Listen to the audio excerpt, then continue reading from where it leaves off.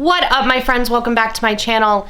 In today's video, we're going to be doing an August book wrap-up. I'm going to share all of my honest thoughts on all of the books that I read in the month of August. In these videos, I'm completely spoiler-free. I will also provide an overall rating out of 5 for all of the books that we're going to discuss, as well as a spice factor rating up to 5 for how spicy or not spicy any of the books that I read are. Whether you happen to be here to try and hunt down your next great read, or you're just curious about what I thought of some popular book titles, you are in the right place, my friend.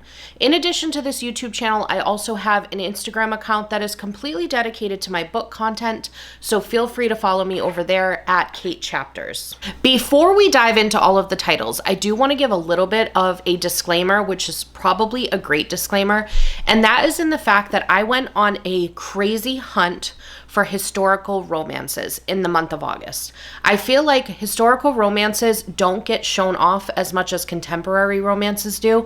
I made it my mission to try and hunt us down the best historical romances that are out there. So there's a lot of historical romances in this wrap up. There are a couple contemporary romances, there's a couple thrillers, and then there's a few fantasy series for really hyped fantasy books. So we have a great mix of different books to go over. Let's dive into it. I started the month off with a thriller, and it was called What Lies in the Woods by Kate Alice Marshall.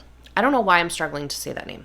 I've had to repeat this like 3 times. Everything's fine. This one I rated a 4.5 out of 5 on Stars, 0 out of 5 on Spice, so there are no explicit scenes in it. I am usually really tough on thrillers, so for this to get a 4.5 out of 5, that is a big deal. This one follows Naomi, who was attacked 22 years prior when she was playing in the woods with her 2 best friends. She has moved away from their small town, and she gets a phone call that the man that she helped put behind bars has just passed away in prison. One of the best friends that she had played with in the woods calls her and tells her that she needs to get home because there are secrets that need to be revealed.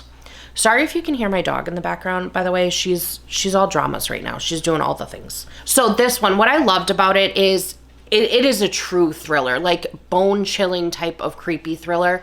There's not any gore or anything in there, but it's like the type of book that if like you had all the lights out and there was a storm going on outside, you would probably question whether or not it's like a family member of yours breathing, or if there's like a serial killer hiding out under your bed. That's the type of book it was. It had a lot of twists and turns in it. Most of them were relatively predictable, which I kind of like because it makes it so like my heart wasn't completely racing, but the author makes you question whether or not you even have yourself on the right track, if that makes sense. So I really enjoyed it because I felt like it wasn't pushing the line where it was too much on me to read. But just enough to keep me completely invested. All right, you guys, the next book that I read was a fantasy book, and it is called The Fall of Ruin and Wrath by Jennifer L. Armentrout. I have not been sucked into a fantasy book this hard since Fourth Wing. This one, I would call it, I'm calling it a fantasy book, but it's truly actually a romantasy book, heavy on the romance side. If you're like a high fantasy reader who has like character lists and maps and things like that when you're reading fantasy books, this is probably not the one for you.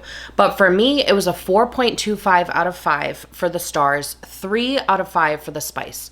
Heavy, heavy, heavy on the spice. This one follows Callista, who is born with this never-ending intuition that never seems to steer her wrong, and it steers her right into saving a man that everybody else wants dead. They keep feeling this connection to one another that they cannot explain, but they also don't trust each other enough to explore it. First of all, I just need to take a moment to be mad at myself on the internet. I'm just gonna go ahead and cancel myself and call myself out right now. I did not actually look into this book, and it turns out this is the first of a series, and book 2 has not even been announced yet. So this book ends on a major cliffhanger, but if you are the type of person that can handle that, you should be okay. But I was pretty mad at myself, total rookie move, because I'm usually really good at looking up to see whether or not there's a series, because I am not the type to be able to do series. I need standalones, or I need the series to be complete and I can read it the whole way through, with the exception of Fourth Way. But this it was totally worth my time. I felt like the characters were so well done. I felt like the story itself was super intriguing. I do enjoy spice in books. I don't even know if I'd say I enjoy spice in books, but I can usually tolerate spice in books. I can appreciate spice in books when it's done correctly.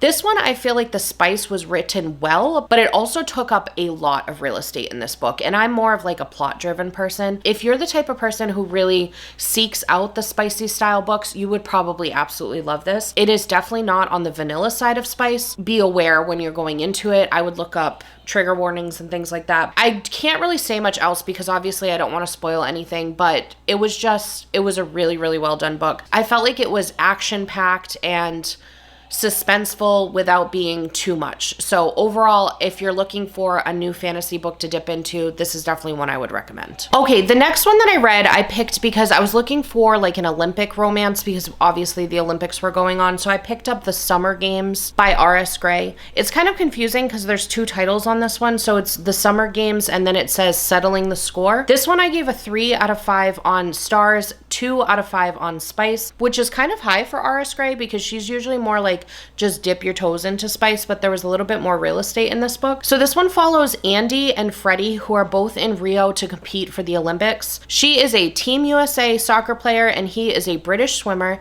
He has a lot going on behind the scenes, but they seem to not be able to avoid the attraction that they have for one another. Okay, so the book itself was incredibly entertaining and I liked the story.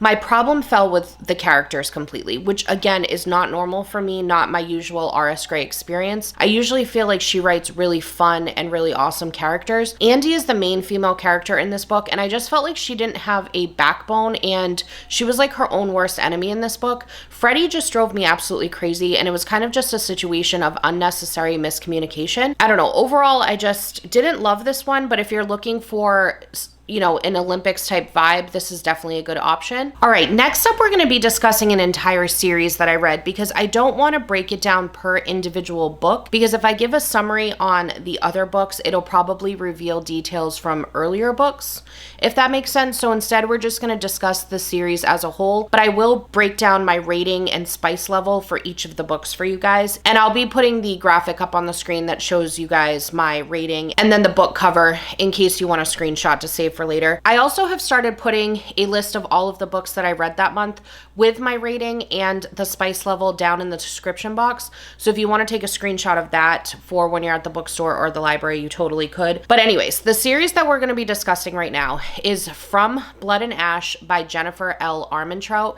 Because I had read that book from her earlier, I knew that it was finally time for me to dip into this book that I kept seeing coming up on book recommendation videos. The From Blood and Ash book, the very first one, I gave it a 4.5 out of 5 on stars and I gave 2 out of 5 on spice. So this series starts off following Poppy, who is the chosen one for her kingdom. She is incredibly sheltered and she has a list of rules that she's forced to follow to make sure that she stays worthy of the position that she's in. Suddenly, there seems to be an uprising of people that are fighting back against the system and it's making her question everything she grew up to believe. Let's go through each of the books and let me tell you what my rating was for each of them. So like I said, From Blood and Ash, the first one, I gave it a 4.5 out of 5 on stars, 2 out of 5 on spice. Kingdom of Flesh and Fire, I gave it a 4 out of 5 and spice was 2 out of 5. The Crown of Gilded Bones, that one I gave a 4.5 out of 5, so went back up. Spice on that one went to a 3. The War of Two Queens,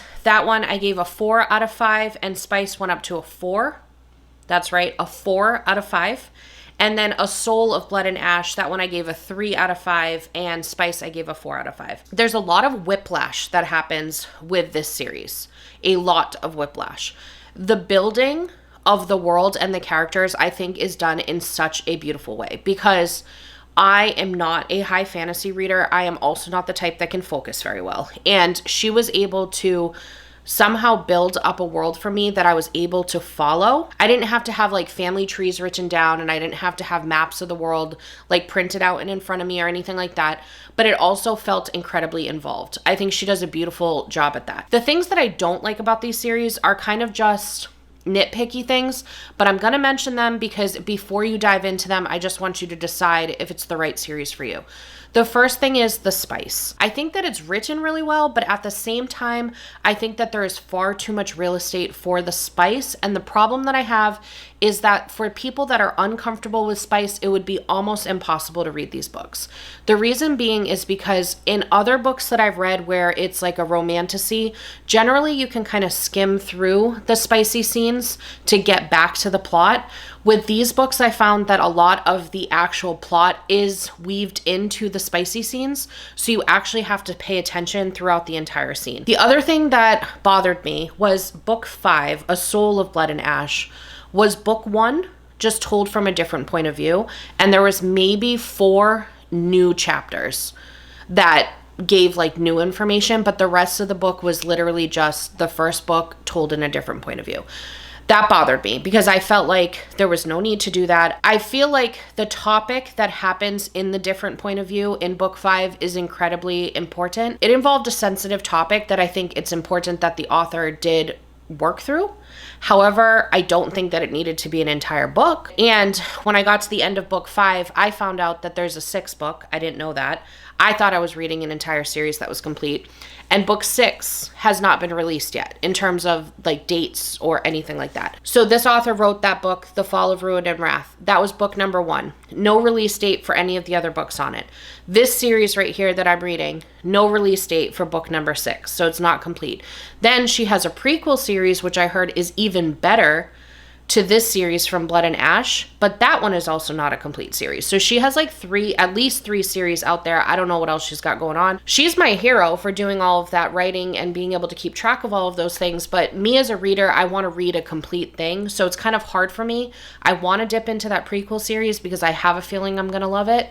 But I'm also nervous to like not have dates out and then be left on a cliffhanger, because this one definitely left us on a cliffhanger. I know that was a lot, but overall, if you are looking for a romantasy series to dip into and you can handle spice, non-vanilla topic spice, if you can handle that, I think this is a great series. I think it's written really well. I think the action is there. It's awesome. All right, now, my friends, I had promised you at the beginning of this video that we were going to do a deep dive into some historical romances, and I'm not a liar. I'm here to deliver on my promise. I'm in a few different Facebook groups for book recommendations, and I had searched on there for historical romance author recommendations, and one of the names that I kept seeing was Lisa Kleypas. I don't know if I'm saying it correctly. If you like historical romance and you're looking for an author you can count on, please pick up Lisa Kleypas. I started out with Married by Morning, historical romance from her, 4.5 out of 5 on Stars, 2 out of 5 on Spice. My dog is up to it again. She's digging at the floor right now. So if you hear some suspicious noises in the background, please forgive me. This one follows Catherine, who has been serving the Hathaway family as basically a governess for about 2 years. But the head of household / the older brother has always been a little bit suspicious of her. He ends up finding her in a compromised position and tries to use that to his advantage to uncover details about her past, but she's determined to make sure that they stay there. You guys, this one was like, if you enjoy an Enemies to Lovers, it was so witty and so charming. There was such good tension. There was such good banter. I absolutely loved this. I loved the characters. I loved the entire family as a unit. I loved how they played off one another. It was just such a well done historical romance. This is definitely one that I think that you'll love and devour like I did. Okay, continuing on with the historical romance, I have The Ace of Hearts by Ashton Newbold. This one I give a 4 out of 5 on Stars, 0 out of 5 on Spice. This one follows Alice, who has been promised to a horrid man by her equally horrid stepfather, and she decides to take her sister and run off to an estate to hide so she can try and figure out a different path for them. This one was just very swoony, very romantic, very sweet. There's no spice in this one. I felt like the writing was done in such a beautiful and elegant way. The only reason why it's a 4 and not a 5 for me is I feel like there was a missed opportunity with this, because Alice, who's the main female character in this book, has an opportunity to start a business, which, if you know, with historical romances, there wasn't a lot of opportunity for women to be able to start businesses. And there's actually another woman who sponsors her for this business. And I felt like that plot piece had such potential, and it kind of just fizzles out and nothing really happens with it. So that was the only part of it that I did not enjoy. But other than that, this book was just a treasure. I just thought it was so cute. So if you're looking for a book without explicit scenes to read, this one would be one I'd recommend picking up. Next up, we have another historical romance. And you guys, I am so excited about this one because if you have enjoyed any of my book recommendations, you probably know that one of my favorite authors, one of my top recommendation auto-buy authors is Sarah Adams. I love Sarah Adams. Now, I know her as a contemporary romance writer. I've read, I think, every single contemporary romance that she has out there. However, I was completely unaware that she has historical romances out there. I want to say she has 2 full-length novels and then a novella. This one is called To Con a Gentleman, and this one I gave a 4.5 out of 5 on stars, 0 out of 5 on spice. This one follows Rose, who is a con woman who has made a mistake with her most recent mark, and it leads to her having to pretend to be somebody else's fiance. This book was just beautiful. It was just beautiful. If you're looking for a squeaky clean romance, again, no explicit scenes, pick this book up. Sarah Adams has such a unique ability to write characters. You just feel like you are hugged in romance. I feel like romance has just wrapped its arms around me and I've been completely swept away. And the fact that this was written back in the day adds like a level of elegance to the romance that I just thought was absolutely beautiful. The main female character isn't as warm as you want her to be at first, but then it starts to really build and becomes just really beautiful. I thought that the banter between the two was really good. There's like a fake dating situation, which is funny because that doesn't come up as often in the historical romances. So overall, I just thought it was a really, really great one. And again, if you're looking for a cleaner read for historical romance, I would definitely recommend picking this one up. All right, the next one that I read was called To Forge Her Fate by Casey Stockton. This is another historical romance. 4.25 out of 5 for stars, 0 out of 5 for spice, so it is completely clean. This one follows Eliza, who has been shunned by society through no fault of her own, and she's determined to find a way back in. However, she ends up having a chance encounter with the town blacksmith, and she can't seem to keep away from him, even though she knows that any form of a relationship with this man will lead to further ruin for her and her family. I felt like this book was completely unique from any other Regency romance that I've read. There was a third point of view in this book, which I thought was a very refreshing and unique take. There were points that I didn't know who I was rooting for because I felt like I loved all of the scenarios, and I think that's a testament to the writing for her to be able to make it so as a reader, you're taken through and you're not sure what you're rooting on, but somehow at the end, she pulls it together and you're not heartbroken. This next one, I had to take some help from Google on how to pronounce it, but I am not confident that I'm saying it correctly. So I want to apologize in advance, but this one is another historical romance and it's called Behind the Light of Golodan. I don't think I'm saying that right, by Deborah M. Hathaway. This one I gave a 4 out of 5 for stars, 0 out of 5 for spice, so it is squeaky clean. This one follows Abigail, who has dedicated her life to being a lighthouse keeper after her uncle injures himself and is unable to carry on his duties. A shipwreck occurs nearby, and she ends up running out in the middle of the night to save a captain, and he feels indebted to her and is trying to help her in any way that he can. So this one, what I loved about it was I loved the setting. It's set at a lighthouse, and there's like cliffs and ocean nearby, and the writing for the setting itself was absolutely beautiful. I enjoyed the story, but I never felt like I really connected with the characters. It is an incredibly slow burn, so if you like high angst, slow burn style romances, this one would probably be for you. There is a good amount of miscommunication in this one, which is not always my favorite, but if any of those are your favorite, I think, like I said, the writing on this was exquisite. I think the setting was really good. There's some small town drama that's kind of happening that was a lot of fun. So overall, I think this is definitely one to pick up if you're looking to get out of the traditional like Regency romance setting. This one is a Cornish romance, so it's a little bit different from the usual settings that most historical romances seem to have. All right, the next one that I read was called An Amiable Foe, and this one was by Jenny Goutet. I probably said that wrong. Another historical romance. This one I gave a 3 out of 5 on stars, 0 out of 5 on spice. This one follows Marianne, who lost her parents at a very young age and has pretty much lived on her own because her uncle was constantly traveling, but he was left as her guardian. When he passes away, she is shocked to find out that he did not leave her beloved castle to her. He left it to some man who sends his nephew to come check out the property and claim what belongs to him. For me, this one was not a love, and it's probably not one that I would recommend rushing out to read. I felt like the main female character, Marianne, in every single scene, she just seemed like a deer in headlights to me. Like, she had no idea what was going on. She had no idea how to fix any problems. She just kind of was like being directed by everybody around her. So it made it very difficult for me to connect with her because she had essentially been on her own her entire life. I would just kind of expect her to be a little bit more independent. In the first few scenes of the book, she comes across as if she's going to be very independent, but as the book goes on, that's not the vibe that I got. So I just had a hard time with this one. Not a favorite of mine. All right, next I dipped my toes back into some Lisa Kleypas books, and the first one was called Secrets of a Summer Night. This one was one of the ones that a lot of people recommended. It's from the Wallflower series. I ended up reading all 4 of the Wallflowers books and absolutely devoured them. These are all historical romances, by the way. This one I give a 4.5 out of 5 on the stars and 1 out of 5 on spice. This one follows Annabelle, who is an exquisite beauty who really should be fighting off suitors, but because of the fact that she has no dowry, nobody is interested in marrying her. She is determined to find a husband to fix her family troubles, but there seems to be one man that just keeps getting in her way. This one, if you are a fan of Bridgerton, you would probably love this entire series. I absolutely loved it. I loved the characters in this book. I loved the sizzling tension in this book. I loved the witty banter. There's an enemies to lovers situation. The characters were so strong, and the writing was just done so beautiful. I was completely captured by the story. There's a little bit of suspense that's mixed into it, and there's like juicy drama that's going on. So overall, just like, this is the type of thing that I'm chasing when I'm reading a Regency romance. She did such a good job. I absolutely loved it, and then dove right into book number 2. And book number 2 is called It Happened One Autumn, again by Lisa Kleypas, another historical romance.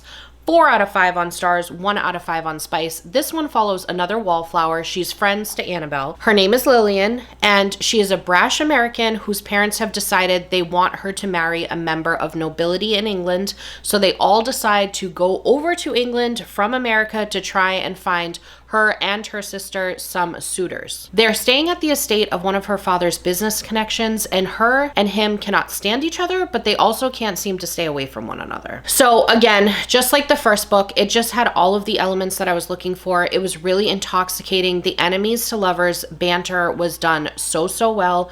There's even more suspense in this one. There's a very suspenseful situation that happens.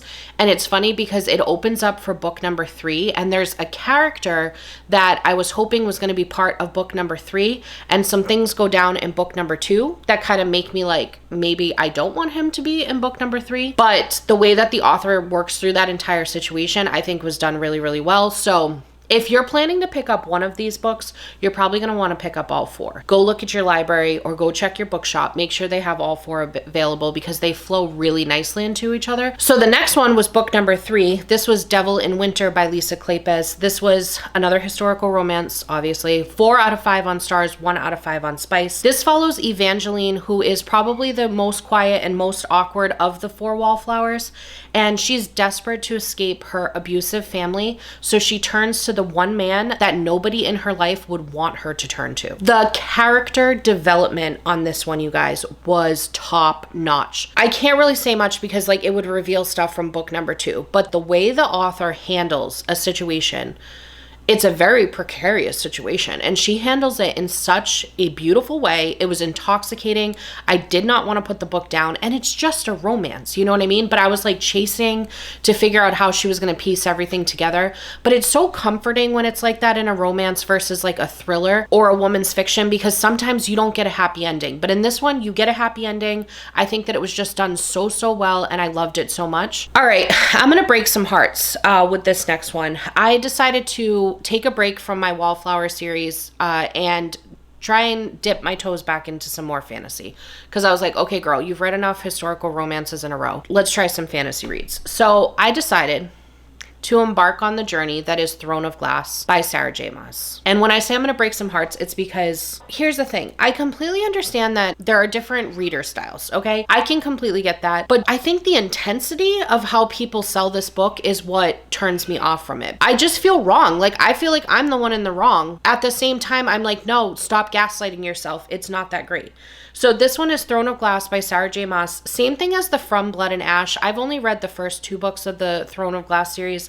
I'm not going to do a summary on the second book because I don't want to give away anything from book number 1. But this one I gave a 3.5 out of 5 on Stars, 0 out of 5 on Spice. It is clean, no explicit scenes. It's hinted at, but there's no explicit scenes. This one follows Selena. I think that's how you say it. Sure. She has been selected by the Crown Prince to enter a competition that if she wins, she will earn the title of King's Champion. This is her only way to earn back her freedom, but it comes at the cost of working for people that destroyed everything she loved. So here is my issue with Sarah J. Maas. Okay? I never care. I just don't care. I don't care about the plot. I don't care about the characters.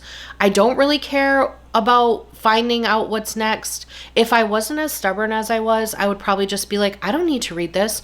But I purchased these books this time. I purchased the 8-book bundle on Kindle. So now I have money invested in this because it was like a 12-week wait on my library and it's not available on Kindle Unlimited. So I don't buy books very often with the exception of like my book of the month subscription. But I was like, okay, this time I'm going to go ahead and buy it. That's what I'm going to do. And so now I have invested my money in this. I will finish this series. But overall, the first 2 books, so the first one is called Throne of Glass. The second one is called Crown of Midnight. Both of them I gave a 3.5 out of 5, and both of them have no explicit scenes in it. I don't know. I just don't love it. I just feel like the character, Selena, who's like the main character in it, she's supposed to be this like crazy, amazing assassin lady, and she just feels like immature, sheltered, and bratty. I just started book number 3, and I keep having to read it like a chapter at a time, which is not me. I never have to read books a chapter at a time. I usually can just read the book straight through, but I've been reading like a chapter and then reading a different book, read a chapter, read a different book, because I'm very confused as to what's happening. I feel like from book 2 to book 3, I'm very confused. I don't know what's going on. Anyways, that's my journey there. I'm happy for you if you love Sarah J. Maas. I only want everybody to be able to read what they love, but it is not for me. I'm going to continue on my journey. I have a couple people insisting that later books get better, so I'm hopeful because there are 8. So she has some time to make it up to me. The next one that I read was called The Captain and Miss Winter by Sally Britton. This one I gave a 4 out of 5 on Stars, 0 out of 5 on Spice. This one follows Scarlett, who lives in a cottage with her sister and her grandmother, and they're hiding from their past. Late at night, in the dead of winter, she gets a knock on the door, and it's a man who has lost his way and needs shelter for the evening. So they take him in, but soon discover that he has as many secrets as they do. So this one was actually a novella, and if you're looking to just kind of get into a cozy winter vibe, this would be the book for you. It was a cottage, it was snowy, there was love happening, there was like a fireplace. It was a vibe. I felt like I was sitting in the cottage with all of these lovely characters watching it go down. This one actually says that it's a fairy tale retelling, and I had to actually look up which fairy tale it was even referencing because I couldn't figure it out. And I don't know if that's a good thing or a bad thing, because I probably would have liked to get some fairy tale vibes out of this one, but I didn't. But at the same time, that means that the author did a good job at mixing it up enough that I didn't know what fairy tale we were referencing. So overall, if you're looking for like a quick romantic read that'll be fast to get through, this one could be the one for you. All right, the next one was called The Duke and the Unwanted Bride. This is by Maybelle Bardot. I gave this one a 3 out of 5 on Stars, 2 out of 5 on Spice. This is a historical romance. This one follows Hannah, who ends up in a compromising position with a duke who is set to marry her cousin. And because of this, he ends up calling off the wedding with her cousin, insisting that he marry her instead. This one, I'm gonna be brief on this because I don't want to like dog a book, but I just felt like I had a lot of secondhand embarrassment for the character Hannah in this one. She gets a little like desperate and cringy at points. I think that the angst was really good, and I liked the entire premise of the book. Like, I love that like unwanted bride type situation for some reason. Just overall, just not a love for me. A little cringy. Just not my favorite. All right, the next one was another historical romance, Charming the Recluse by Mindy Burbage Strunk. I gave it a 4 out of 5 on Stars, 0 out of 5 on Spice. Definitely gonna mispronounce this name, but I think it's Aron has been deeply grieving the loss of his sister, but his mother has decided that it's time for them to take off their mourning clothes and re-enter society, and she does so by inviting a young lady and her mother to the estate, and he is not happy about it. What I loved about this book was it felt like a love letter to castles. So if you are at all interested in reading a book that will just take you away to a castle, allow you to escape, allow you to learn a little bit, there is very educational verbiage in this book. It's like the main male character is teaching the main female character all of the elements of the castle, and you as a reader get to benefit from that education. It's sprinkled in throughout the love story, so it never feels like too much. It definitely has some dry spots in it. There were some points where I started to get a little bit bored, but overall, I think that it was a very unique story. There's a sprinkling of a little paranormal situation happening in it that I thought was done really well. And I just thought that at the end of the day, it was a very heartwarming story. Definitely a recommend. All right, the next one, you guys, was called A Wicked Kind of Husband by Mia Vinci. This was a historical romance yet again. 4.5 out of 5 on Stars, 1 out of 5 on Spice. This follows Cassandra, who has actually only met her husband once, and it was on their wedding day. He's made it clear to her that they are married only in name, and he expects that she'll stay behind in the estate that her father had left to them. However, her sisters are starting to grow up, and she needs to introduce them into polite society. So when she finds out that her husband is going to be traveling out of London, she goes to London to try and meet up with her grandmother, but has an unexpected encounter with her own husband. I knew from the second that I started this book, I was going to love it. There's this really funny, well done, different approach scene that happens at the beginning of this book. It was so funny that I took the time to sit there and read the page to my husband, and he was cackling as much as I was. So I knew I was going to love this book. This was such a cool book, and it's something that I have now been like chasing the theming of it, and I can't find another one like it. I'm also upset because I thought this author was going to be like an auto-buy author for me, and I wanted to go out and read every book she's ever written. She's actually only written like 4 books. There is more in this series. However, there's no release date, and she hasn't posted on social medias or her website since like 2023. So I need to know what's going on. I don't know if she just like left the field or what happened, but I'm gonna work through what she does have out there. But overall, I just absolutely love this book. The next one is The Duke I Tempted by Scarlett Peckham. This one I gave a 4 out of 5 for Stars, 3 out of 5 for Spice. High level of spice in this one. So this one follows Poppy, who has built up her reputation as an established botanist, even though she's had plenty of obstacles in her life that could have stopped her career. She faces yet another obstacle when her uncle passes away, and she has to find a way to move her entire nursery to another location that he's left her in his will. She is approached by a duke and his sister for a business arrangement right in the middle of this, and she ends up being able to negotiate a deal that makes them all happy. I really enjoyed the story on this book, and I liked how strong Poppy was, especially given the time frame. But overall, I just had a hard time connecting with any of the characters in this book. And I also am confused by the title of the book, The Duke I Tempted, because I don't really think that flows at all with the story. That felt like a little weird because I went into the book kind of expecting something and got something completely different, if that makes sense. I think that there could have been more like groveling that goes on in this book, and then it would probably have bumped it to a 5. But overall, if you're looking for a historical romance, this would be a solid pick. All right, winding down, guys, we have 3 left to go. This next one, I got off the historical romance kick real quick with a thriller, and this one was called Fool Me Once by Harlan Coben. Maya has recently buried her husband, and she's trying to figure out how to navigate her next steps in life with her 2-year-old daughter. One of those steps is she does have to return back to work, and her friend recommends that she install a nanny cam. When she's reviewing footage from the nanny cam, she's shocked to see video footage of her husband playing with their daughter after he had passed away. This one was intoxicating. I did not want to put this book down. I know that this one is actually a series, I think on Netflix. I think it's an 8-part series.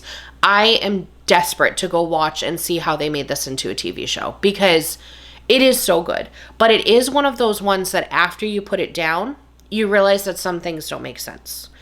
I can't really get further into that because I don't want to give any spoilers, but if you're like able to just kind of like let it be what it is and just let the story sweep you away and not overthink details, this one was so good. It's got a little bit of like a military aspect to it. There's like a rich family with a cover-up happening. Just a lot of really cool elements. And like I said, I cannot wait to watch it because I want to see the visual and I want to watch it with my husband because I think that this is like totally his vibe. So overall, I absolutely love this one. Would definitely recommend picking it up. All right, the next one was another one from Mia Vinci, and this one was called A Dangerous Kind of Lady, historical romance. This one I gave a 4.5 out of 5 on Stars, 1 out of 5 on Spice. This one follows Arabella, who has been jilted yet again, and her father makes it clear that he is sick and tired of it. He ends up arranging yet another marriage for her, and she starts to see some very concerning signs with her betrothed. So she turns to one of the men who had jilted her in the past to see if he could help, but he is adamant to stay as far away from her as possible. So this book, it's like parked in the miscommunication trope, and as I mentioned earlier in the video, miscommunication and we usually do not get along, but we got along here because the author navigates it in such an amazing way. The miscommunication just completely makes sense for the time frame and the way that it's handled, and I think that it helped me love the character even more. She was so determined to better her life that she did not care what other people assumed to be true. She just stayed in her truth and just carried on. The only thing that I could have loved a little bit more from it, it's like, so I gave it a 4.5. It would have been a 5 for me if there was some type of like monologue that happens to just like explain to these men during that time frame like what women were going through and why they couldn't, because there were some assumptions that the male character makes that I'm sitting there like, duh, they can't do that because of X, Y, and Z. And I just wish that there was some like huge moment where they just like make the guy understand exactly what the female experience was back then, and then it would have pushed it over. But other than that, such a good one. Absolutely loved it. And like I said, I love this author. I wish that there was more books out there from her. Last but not least, I dipped back into another Lisa Kleypas, and this one was Scandal in Spring, historical romance, 4.5 out of 5 on Stars, 2 out of 5 on Spice. This one follows Daisy, who has managed to avoid marriage, but her father is getting impatient and tells her that if she does not present a suitable gentleman, then he is going to marry her off to one of his business associates that she cannot stand. This one wrapped up the entire Wallflower series in such a beautiful way. I loved how the author adds in a couple extra points of view on this one to make it a little bit more dynamic, and it felt like I got to spend more time with the characters from the previous books. This author is just incredibly special. I think that she just takes such a different approach to things. I got completely swept away by the romance in this entire series, and if you are looking for a good historical romance series to sink yourself into, this is definitely the one I would recommend. Okay, so now let's go ahead and discuss my top 3 reads for the month of August. The ones that if you're going to walk away with any book recommendations, the must-read books, if you will, these are the ones. The first one is What Lies in the Woods by Kate Alice Marshall. The second one is From Blood and Ash by Jennifer L. Armentrout. And then last but not least, A Wicked Kind of Husband by Mia Vinci. So I'm giving you a thriller, a romantasy, and a historical romance to walk away. All 3 are top recommendations from me. And that is a wrap up on my August reads. I hope you found this video helpful in determining your next book. If you have any books that you would like to recommend, please leave them in the comments below, because I am going to be putting together my hopefuls for September, the ones that I want to read in September, and you'd be doing me a big favor. I hope I delivered whatever you were looking for when you clicked on that thumbnail. If I did, don't forget to reward me with the thumbs up. Over on this channel, I usually do haul videos, but I do like to dip in with these book recommendations once a month. But if you enjoyed my vibe, please feel free to check out the rest of my channel for my other content. And I hope you'll consider subscribing before you leave. Have a magical day, friends. Bye-bye.